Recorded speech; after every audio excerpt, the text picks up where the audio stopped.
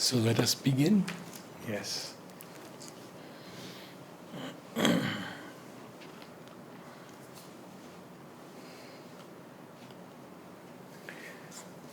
So, the theme, of course, is new creation, but slightly, given the, not actually a detour, but slightly, I felt that we should touch upon the day that we enter tomorrow, Yes. 17th November, as we know, it's the day when there are different ways of putting it. Some would say the mother withdrew, some would say she left her body, some other would say she stepped into a new body. At least my take is that my feeling and whatever I have felt, understood, experienced is that she stepped into a new body. Because if we read through the agenda, we see that this is the refrain. She is, within herself reflecting on these two possibilities.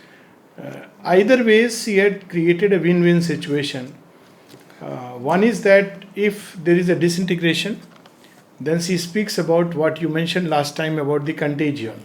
Yes. So, like a contagion, the Yes. whole cells, he speaks about these cells. Those very cells that were transformed. Yes. They would spread, and by contagion, they would spread from, matter particles to another matter particles. Or to those who were ready to receive Those who them. were ready to receive. That comes in the same passage where, she Yes, speaks yes. about those who are open and ready to receive. So this was in case there was to be what we would ordinarily call as death of the body, because otherwise the word death doesn't apply at all, even to masters. Leave aside the avatars, Mother and Sri Aurobindo. We have a whole lineage of avatars and seers who continue to exist. So this part we have already, I think, earlier in some of the discussions spoken about it. Yeah. So we don't touch upon that aspect. The second possibility was stepping into a new body, and toward the end we see more and more she is speaking about that. Yes.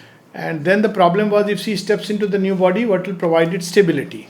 Yeah. So I think this was the question which was left hanging, that without the bones, because the bones were the most resistant part, they representing the inconscient. You see, bone is actually in a certain sense dead tissue. A lot of it is dead tissue. Yes. So how does that utter inconscient that really can change, transform? So the challenge for her was that if she enters into a new body which has been formed already in the supramental way, how will it have this stability? Because normally bones provide a framework, a structure and stability. So how does that happen? Again, what I have understood, felt, experienced, I haven't read these things, but I feel the problem was sorted out in this way, that once you step into the new body, it condenses more and more and more and more, till by itself, from within itself, it creates a density which is dense enough for the stability to take place. This is how I have understood, which means it will take time. Universal matter has to be ready. We have to be also ready to receive it. So there will be a gap of few hundred years, which is what she said. She had also mentioned that it is, in many places, she has made it very clear that physical transformation actually was going a step beyond. What was promised basically was that there will be a supramental manifestation, and Sri Aurobindo very categorically spoke of that. Yes. And then, as far as humanity is concerned, it takes care of whatever is going to happen, regardless of the avatar being physically present or not present. So, in a certain sense, they, when people ask, what do we do now? Someone was asking this question, what do we do now? So, well, they have given the roadmap, they have given the yoga very clearly, categorically. The mothers has said, and the experience of countless persons justifies that everything necessary for the yoga, the help, the consciousness, the love, grace, everything is there intact. They don't really need a physical embodiment. Even today, someone was describing, and this characteristically describes how the action is taking place. So there was this lady who said that, I used to come to Pondicherry as a child. She was just telling me her story. And she says, my mother was a devotee and I didn't much believe. So I would sit outside and I wouldn't go inside. And my mother never insisted. So she would go inside the ashram and she would come just to give company. That's it. So, but in 2005 or 6, I probably an year this way or that way, she says, I was attending a conference in this place where the famous Lord Muchidambaram. Oh, And she felt that, let me go to Pondicherry just like that. I asked her, why did you feel this? She said, I don't know. I just felt that, okay, I'll just go and come back. No logic to it. She would come with her mother, never step inside. And that day she came. And she entered. And when she entered, she felt, she says, a very strong vibration. So much so that I felt I'll have a breakdown.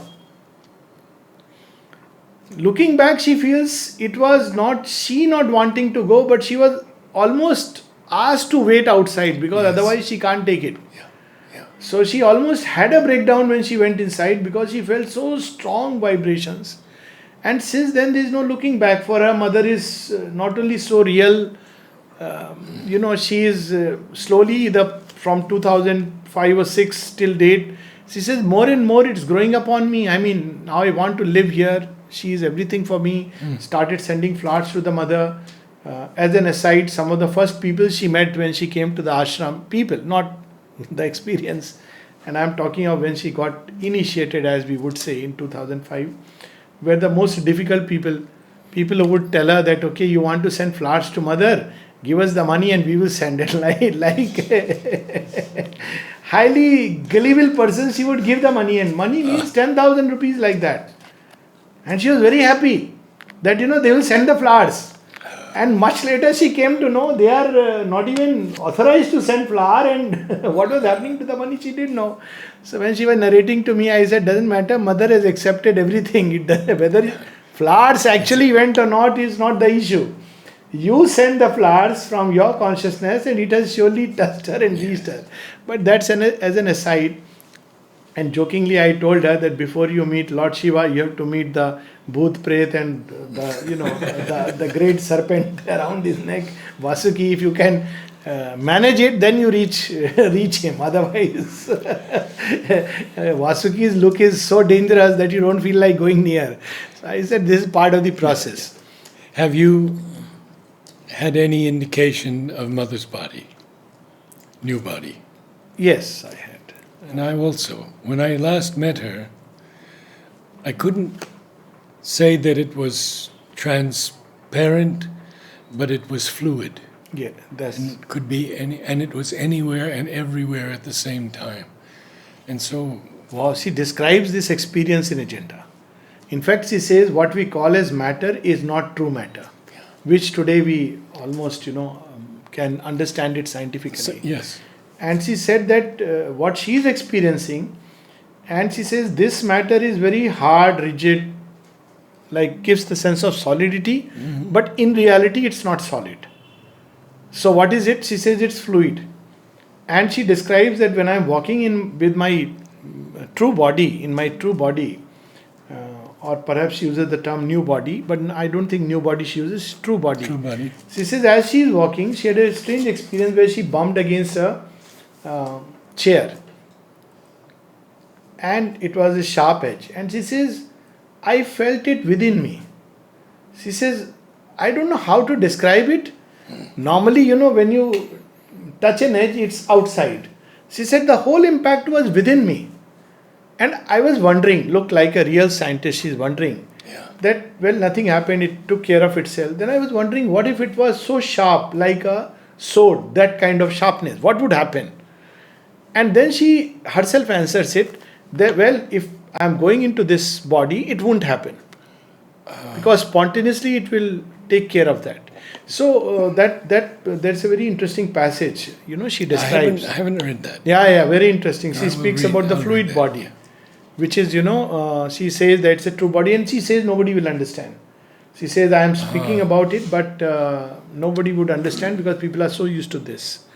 So this is one part where, we can look at it like this, that the yoga was completed, she stepped into a new body. Even if we take the other approach that, well, it's spreading like contagion, one thing is certain, that the end result of the yoga is certain. So it's not uncertainty.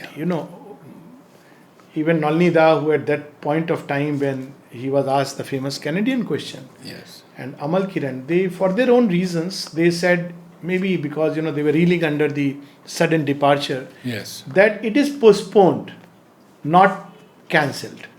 So I look at it, even if you take this perspective, one thing is very clear, that what Mother and Sri Aurobindo have spoken of, what they have seen, what they have done is going to be. Now, all that remains uncertain is the period of time. But we know that the supramental is in the earth. Manifesting, that's Mother one. speaks of it growing. That very, part very is small, but coming. Very clear, and one can see the interventions Yes. that are taking Yes. place at every level. Yes. Also, she has said that it's very difficult for the supramental body to be formed out of the old body. Yes. So this stepping Yes. into the new body seems to be the most, if I may use the word, mystically logical process. Some of the experiences of Pavitrada, of A.B. Purani, about which she said, about Amrita, even Eshadi, the other day we were reading about, Yes. Nalnida and Dilip Kumar Roy, whom she sees Pavitrada going around looking at the world. It's quite clear that those who are being prepared more and more, and it collaborates also with Mother's vision of the great ship, they are stepping into the new body, and more as they grow into that new body, there will be a precipitation at some point, a meeting between the old and the new. What that point will be, what point of time, it's no point in predicting or professing or forcing it. Also, I feel, what is the other option? Other option is nirvana. If one is interested in that, there are many paths. But for those, at least that's how I look at it, the most absurd option is nirvana, mukti. I mean, then the whole creation is absurd. It makes no sense at all. Exactly. And Sri Aurobindo is very clear. Very on it. clear about it. So those of us who embody the aspiration of a terrestrial victory of the divine or a terrestrial transformation, we have nothing else but to go on with faith and endurance, whatever time it takes. So it's also clear what we have to do. Particularly, as I was saying, they have left the help, the consciousness, the grace, the love. When Huta asked, Mother, when you go away, who will guide us? So Mother said, why, my child? My love and consciousness will be there. So that's what we need for growing on the path. So all that is there, the roadmap is there, the stages are there, the steps are there, if I may use a very human word, the do's and the don'ts are there. I mean, the yoga is not about do's and don'ts, but even they are there. So they have done everything for us. The space they have created, ashram, Auroville, so that those who want a physical space, a geographical space, the centers all over the world, they have a space where physically they can go and connect. So then what is to be done? In one word, I feel it is sincerity. I think that's what is missing in us as human race. We have everything that they are supposed to give, including Savitri, to which I'll come in a few moments. So they have done whatever is to be done. The supramental manifestation is going on. So what is to be done from our side, I think, is to grow more and more sincere. And I think that is the most difficult part. Because we may read all the books, we may speak very high words, we may join the ashram, we may sit at the samadhi for hours together. But if sincerity is not there, then it all comes down to that. So we have to grow sincere and leave aside the rest of the debate going on in the head, because it's really meaningless. Yes. Yes. Having said that, I feel about this event a little differently. My concern is not about supramental manifestation. It's very clear that this is going to be. There is the certitude of it. When it will happen, how it will happen, the divine knows, the time has been appointed. Savitri speaks about it. Even should a hostile force cling to its reign. Right. Still the hour must come of the transcendent will. It's bound to be. My concern is, which I feel we miss, and that is the physical contact with the embodied divine.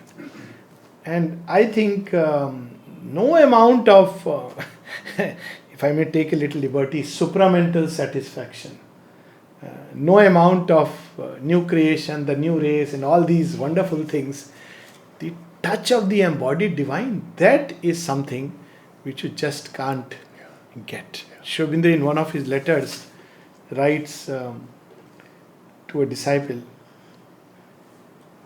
thousands of subjective inner experiences cannot compensate for one physical touch of the divine. This is what we miss. Yes, for that also there are these signed pictures, books, relics, everything. The samadhi. But still the physical is physical. And I'm sure those, you had the physical darshan. In this life, some of us may not have had. But that is incomparable. So there is something they have done for that also. You were... Well, I wanted to ask you, I wanted to tell you of an experience when I was with Sri Aurobindo and see your understanding of it.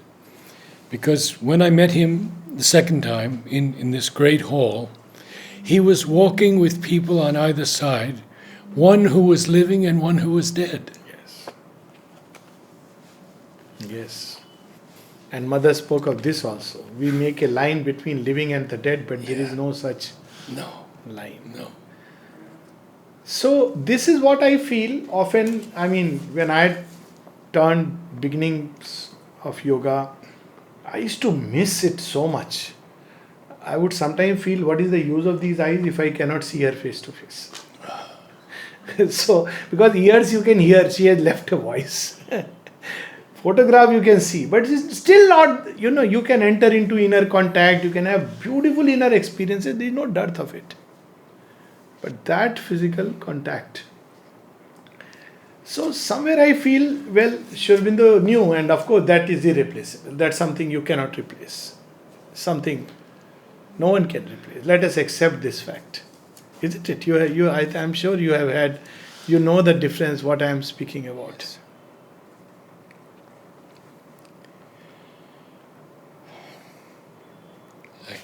I'll get my Savitri.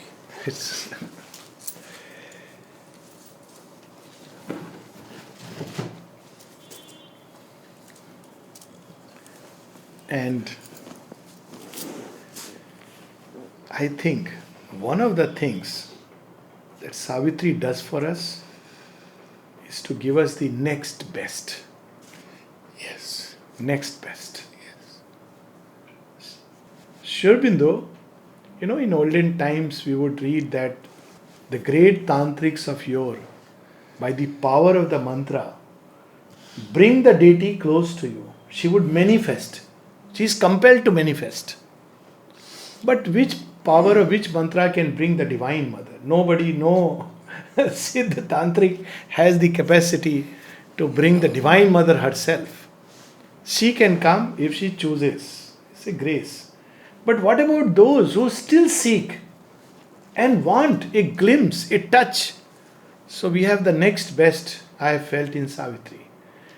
And while we go to the mother's rooms, and tomorrow we all go to her room, again I am reminded of one of the letters of Sri Aurobindo when someone said, I was sitting on the staircase and I felt a deep urge to go to mother's room to meet the mother.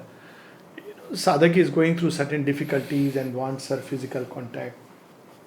And Sri Aurobindo says, but you must meet the mother in the inner rooms. Yes. And he adds that where you can have always the permanent relation and you can always remain there. You don't have to come out. Now even that is difficult. It's not easy. Except for those who are, really picked up by the grace. So here I feel that Sri Aurobindo at several places in Savitri just gives us a glimpse of the Divine Mother. Different ways, different levels. And what I'm going to read is, to start with, the Divine Mother in a most physical manifestation. And I feel when we read it, perhaps even our physical eyes wouldn't have seen. So now he is knowing that, the children are going to suffer. At least, I'm sure many of us. That's the only thing I feel. Yes, supramentally is there, new race, new creation, everything is wonderful. Ashram, Auroville. But mother, I want to touch you. Okay, touch also she can grant you in the subtle physical. Yes. But this darshan, how do we have this? So, look, this is darshan. Page 14, 15. And you must be aware, I'm sure you know it, but for some of us, Sri Aurobindo has himself spoken of this passage as one which is through and through with the overmind rhythm flows into it. Sri Aurobindo himself said, it's one of the passages. Amal Kiran had asked Sri Aurobindo, and that, can you send me a sample of your poetry which is through and through over mind, way early. So Sri Aurobindo, I think initially said, I have to, at this point, when it comes, I'll send. Then later on he sent this passage. And he said that it is through and through over mind poetry. Amal said, is this not the, and it's a French term, and I'm not conversant in French, ne plus ultra, of which there is nothing higher. Yes. And Sri Aurobindo, in his humility, said, it has something of the overhead. Oh, mind, yes. And please read that passage. It's so beautiful. It brings us close to her. That's what Yes. the whole purpose is. Yes. Near to earth's wideness, intimate with heaven, exalted and swift, her young, large visioned spirit, voyaging through worlds of splendor and of calm, overflew the ways of thought to unborn things. These are the unmanifested truths which she wants to bring. She is the bridge between the unmanifest and the manifest. Unborn things. Ardent was her self-poised, unstumbling will. Her mind, a sea of white sincerity, passionate in flow, had not one turbid wave. Why I say that this is a greater darshan at one level than our physical eyes can behold. Yes. People would still say, oh, she didn't smile, was she angry with me? Sri Aurobindo is giving us a glimpse, not one turbid wave. As in a mystic and dynamic dance, a priestess of immaculate ecstasies, inspired and ruled from truth's revealing vault, moves in some prophet given of the gods, a heart of silence in the hands of joy, inhabited with rich creative beats, a body like a parable of dawn. Look at, very physical. So when, one wishes with these eyes one could see her. Body like a parable of dawn, coming of Usha, very physically. And when I read these lines and think of her sitting and, in the meditation room, people passing by, or when she is walking, you see, Sri Aurobindo describes everything.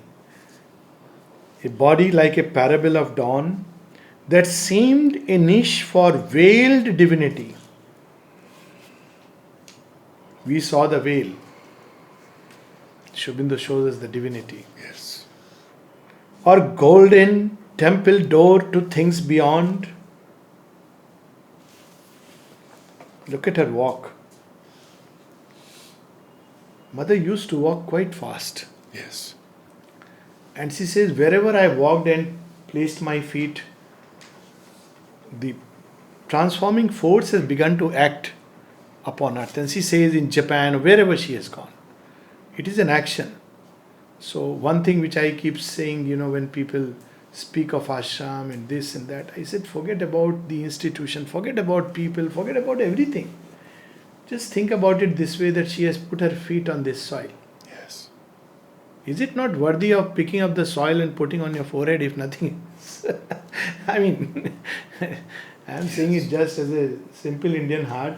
This is what we have grown up with, learnt, that the dust which has been touched by the Lord is sacred. And how long it remains sacred? Even now, you have to go and see in Vrindavan, people go mad. Kanha was here, Krishna was here. That's it. Gaya, where Buddha used to walk along a passage. And that passage they preserved, not like us. And you can actually, Careful. well, I mean, they are everywhere. Here, where they have not put their feet. Exactly. Just imagine, going to playground, just to know that she has walked number of times in this playground. What was her walk like? Immortal rhythms, swayed in her time-born steps. Her look, her smile evoke celestial sense, even in earth stuff, and their intense delight poured a supernal beauty on men's lives. And when I read it and contemplate, mother's smile, her look, what it would be doing to people. Her look, Sri Aurobindo brings it so near, no? Her look, her smile, Awoke celestial sense, even in earth stuff. And their intense delight poured a supernal beauty on men's lives. What was the gesture, What human beings did in front of her, what they thought, what they felt was irrelevant. What she did is important. Yes. And what was she doing? Giving. We have heard of Lord Shiva, Ashutosh. You ask a boon and he gives. We have also heard of Tirupati, where you pass, you put a wish and it's granted. Here, you ask or you don't ask, she gives. I'm thinking of the sand in the playground. Yes. How that sand must be so grateful Yes. for those footsteps. I know when I used to come, beginning when I came, I took that sand and swallowed it. Then looked around that nobody has seen me. Because, somebody will say crazy. Well, normal people don't come. Crazy. You have to be a little bit of crazy to... I am saying crazy in a better sense, not in the other sense. You need perfect balance in yoga. And then I took it, it's still lying with me, the playground sand. Yeah. And what is the significance of sand? I tell you, even Sri Aurobindo. When he came to Pondicherry, what was he carrying with him? The mud of Dakshineshwar. Yeah. If Sri Aurobindo at that level of realization knew the significance, he was not like a sentimental bhakta, and he was not a bhakta of Sri Ramakrishna by any means. He was not doing out of a sentiment, let me carry the sand. But he knew what it means. Yes. That carrying the mud of Dakshineshwar, Yes. of all the things, he's carried that. So what it means, this sand touched by her feet, Yes. her look, her smile. And look what she did, regardless of who you were. And she says this even now. She says, my child, you go to the Samadhi and tell Sri Aurobindo, he will listen. Absolutely. He is now more available than before. And then she says something very remarkable. If you just pass around the Samadhi, it doesn't matter who the person is, even casual visitors, this, that. Some people make these remarks, visitors, what do we know? Who is a visitor? At another level, we are all visitors. Who is permanent, And people say, I am a permanent visitor. Who is permanent? They are all visitors. She says, even casually you pass around, you are touched by the supramental vibration. This is the gift. A gift which mankind doesn't value. Because we want to see, are our purses more full or not? But look here, what she is giving herself. I have not heard this in the entire history of spiritual literature. I have always heard and read that people did lot of tapasya, the Godhead appeared, he asked for a boon, they asked for the boon, even there sometimes it was cheating, and then the boon was granted. Here, you just move around, you may have done a tapasya or not done a tapasya. You ask or you don't ask, the divine will give you. What he'll give? Himself. Yes. I don't think that anywhere this kind of a giving is documented in the entire, I can say I have read almost every scripture. Some gesture you have to make. There is no gesture. You go, she does. What does she do? A wide self-giving was her native act. This was to start with, A wide self-giving was a native act. A magnanimity as of sea or sky, enveloped with its greatness all that came, and gave a sense as of a greatened world. And she has described this enveloped with its greatness all that came. In her, she says, Nehru had come. You know what I gave him? Bath of the Lord. Then she says, every time I do this, whoever comes to me, I give him a bath of the Lord. And then she says, earlier I would, not put too much of love because people can't receive it. That's why you see that old rule, that yes. for 4 years and you can't enter inside the ashram. Yes. I wish those people had read what she said later on. Yeah. She said, but now I do not do it. I just give that love. Yeah. She says, and it takes care of what is to be done. It will not go more than what is necessary. Yeah. Now it's you be receptive, receive it. That's the end of the story. So probably they are following the old rule because maybe agenda was not printed and that time, so it was not being read. Could be. Because this is there in agenda, as far as I know, it's not there in notes on the way. But now we see 2-year-olds that should be going in. There is a storm, you want to go in. And you stop them with...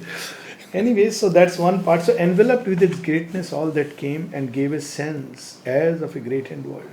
But look at this line, a magnanimity as of sea or sky.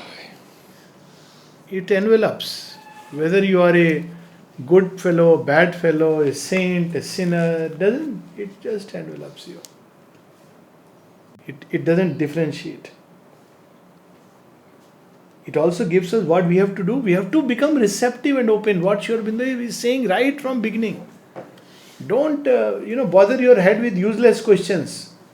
Just become more open and receptive, whether through faith, through nam jap, through concentration, through reading, whatever way. Through a simple gesture, inner gesture. So, her kindly care was a sweet, temperate sun. Her high passion, a blue heaven's equipoise. I'm sure people experience it. This kindly care has never ceased. At one place she says is there in Huta's memoirs, where mother told her or wrote and gave her. And she used to later on give it when with her folder, this written by the mother. Never for a moment I have stopped taking care of those who depend upon me. Yes. That's how the mother put it. Never for a moment. Yeah. It's so true till date. Never for a moment I have stopped taking care of those who depend upon me. I have to check whether she has used the word entirely or only depend. But the gist is there, that her care is available. And look here, she's not talking of inner realizations and all that. Care. What is care? When you are sick, when you need something, when you are in distress, when you are in difficulty, material issues, so many things. Kindly care was like a sweet temperate sun. She had to, suit it. And now comes one of my most favorite lines. Me too. What people ask earlier used to ask. Now I'm living here. And somebody asked even the other day, Sir, how do you like here? I say, I have no words. What do I like here? If you ask me in the negative way, maybe I may be able to say, what is it that you don't like? What you like, everything, it's delight. I mean, words cannot describe. But earlier people would ask, so what is it at Pondicherry? Why do you go again and again? Who is there? Who is the guru there? Who teaches you? Do they teach you some meditation, something? So this is the passage which used to come to my mind. I haven't shared it with everyone. Somebody only close you can say, and many people may not get it without the context.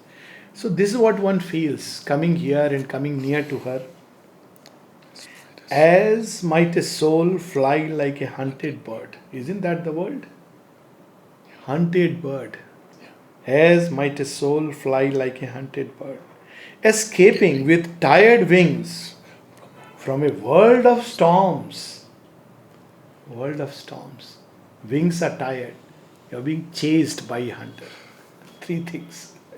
The world by its nature is full of storm. Everyone has said, Buddha has said, Shri Krishna has said, it is full of storms. And we grow tired, because how long? You fight, you struggle. And on top of it, you are being chased by all the forces. As might a soul fly like a hunted bird, escaping with tired wings from a world of storms, and a quiet reach like a remembered breast. Then after that, you come to the samadhi and, I can breathe now. In a haven of safety and splendid, soft repose, one could drink life back in streams of honey fire, recover the lost habit of happiness. So what is the miracle that happens? We rediscover how to be happy. We have lost it. And you see, it is so interesting. I can tell you now this from a very clear experience. It's not that, challenges don't come, accidents happen, people die, they fall sick, all kinds of things happen here, like anywhere else. Still there is a sense of security, which, defies logic. Yes. People do fall sick. They meet with unexpected accidents. Yeah. Everything that you may find outside. They have chikungunya, dengue and whatnot, and they die also some, at different ages. So if you ask me materially data, well, it happens. How much more or less, we don't know. I presume it is less, there is a safety. But that is a different part. The sense of safety, just, several times I feel, I'm going to sleep and the Lord, and this feeling comes spontaneously. It's so beautiful. Just passing by the samadhi and saying good night, just guard my sleep. We can do it anywhere. Frankly, it's inner state, but it becomes so much easier. This just, that you have reached a place where, in a haven of safety and splendid soft repose. And look at the marvel of these lines. Splendid soft repose. One could drink life back in streams of honey fire, recover the lost habit of happiness, feel her bright nature's glorious ambience, and preen joy in her warmth and colors rule. Preen joy, like birds. Yeah. Preen. They take out. Once again, you take out all this joy and you're so happy. In last few lines. Yes. A deep of compassion, a hushed sanctuary. Her inward help unbarred a gate in heaven. Love in her was wider than the universe. The whole world could take refuge in her single heart. when Ravindraji had asked mother, she said, my family wants to come. Some issues were there, they were in difficulty. Mother said, I would wish and want the whole world to be accommodated here. It is just that our material resources are limited. You would want the whole world. See, more and more towards the later part, it was as if, just people came and continued. The same thing is happening now. Yeah. Yeah. And not only that, one point later on said also that the ashram is now going to spread toward the other side of Boulevard, towards Kuruchikuppam, where I think most of the houses are that side, including Yeah. mine. He had foreseen it. How the house will come, it doesn't matter whether you have purchased or you have got it. It's her. In the last 2 years of Basu's life, when I would visit him, and he would bring Sri Aurobindo into the room, it was the most extraordinary experience. And I said,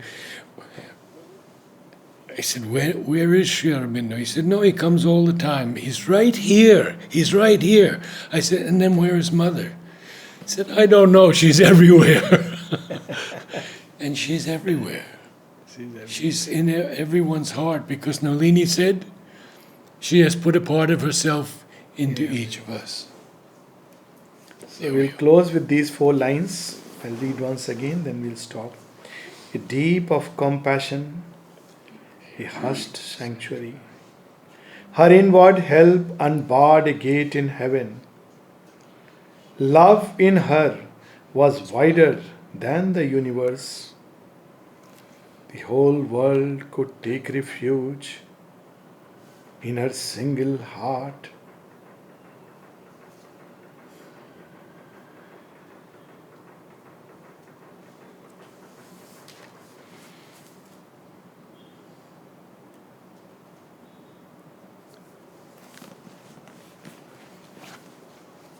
Thank you.